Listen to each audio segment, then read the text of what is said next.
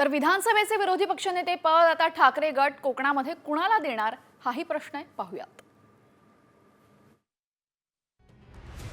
विधानसभेचे विरोधी पक्षनेतेपद आमदार भास्कर जाधवांना दिलं जाण्याची दाट शक्यता आहे। पक्षाची पडझड रोखण्यासाठी ठाकरे गट कोकणाला झुकतं माप देणार असल्याचं बोललं जातंय। भास्कर जाधवांची राजकीय कारकीर्द पाहूया।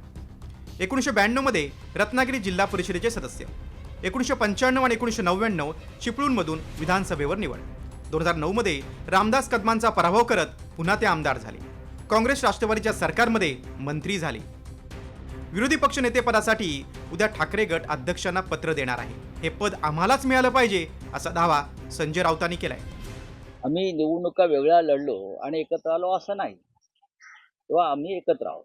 त्याच्यामुळे आम्ही साधारण 50च्या पुढे आमचा आकडा आहे आमदारांचा, आणि घटनेनुसार नियमानुसार विरोधी पक्षनेतेपद आम्हाला मिळायला पाहिजे। भास्कर जाधव विरोधी पक्षनेते होणार का हे बघावं लागणार आहे।